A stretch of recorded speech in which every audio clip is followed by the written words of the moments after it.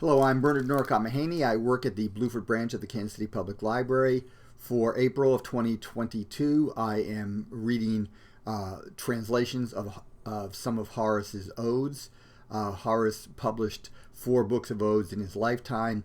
The first 3 books were published as a unit in 23 BCE, and I'm reading from those 3 books in this month of April. I'm using the translation by David Ferry.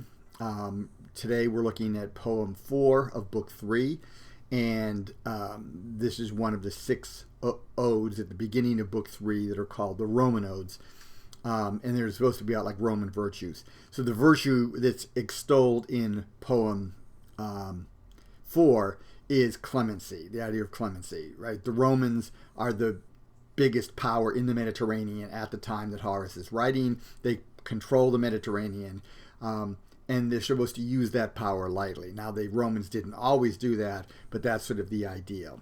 And he invokes the Muses, who represent sort of like wise counsel to him as a poet, but also to Augustus as ruler. Come down from heaven, Calliope, and play upon the flute a lingering melody, or unaccompanied sing in clearest voice, or accompanied by the strings of Apollo's lyre. Companions, do you hear her too, or does some pleasing daydream play with me? Do I, as I think I do, wander upon a sacred landscape where the quiet sound of hidden waters can be heard and breezes stir? When I was a child, I strayed out to the slopes of Mount Volturre, out beyond the limits prescribed for me by Pullia, my nurse.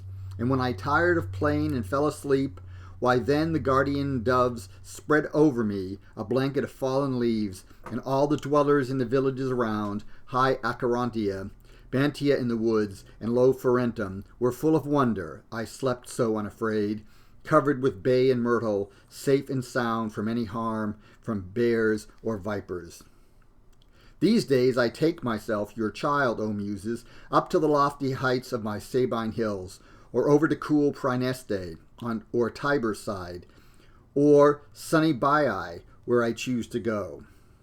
Companion of your waterfalls and choirs, I could go anywhere. I came away unscathed from Philippi and the falling tree and the giant wave near Palinurus' head.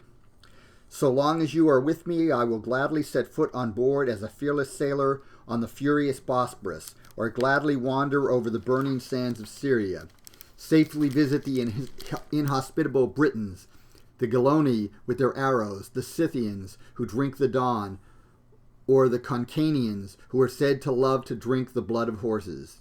It is you, O Muses, who refreshed our Caesar with the waters of some cool Pierian grotto, when, having sent away his weary troops to settle in the towns, he took his ease. You, goddesses, who give the great gentlest counsel and take delight in having given it, you know the story of how the Titans and their monstrous cohort were struck down by the lightning bolt of the god who rules the massy earth, the windy sea, all cities, and the realms of shadow underground, for he alone is final governor of gods and men. That upstart gang, waving their many hands, brought horrifying war on Jupiter, as did the brothers determined to pile up mountains, mountain on top of mountain, making chaos, Pelion on Ossa, on Olympus.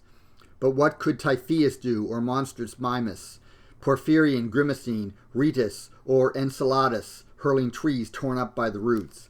What could they do against the chiming shield of Pallas Athena? Vulcan was there beside her, avid for victory. Juno was there, and Apollo, whose bow is ever ready at his shoulder. The god who bathes his unbound flowing hair in the stream that flows out from the Castalian spring. The god who haunts the wood of Lycia and the hill on the Isle of Delos where he was born. Strength without wisdom falls by its own weight.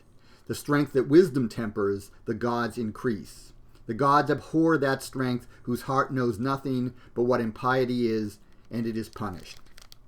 Hundred-handed Gaius has reason to know the meaning of what I say, and so has Orion, who sought to tempt the chaste goddess Diana. She therefore struck him down with her chastening arrow. Earth, lying upon their fallen bodies, groans and mutters in her grief for her monstrous brood, sent down to ghastly Orcus by Jupiter's lightning.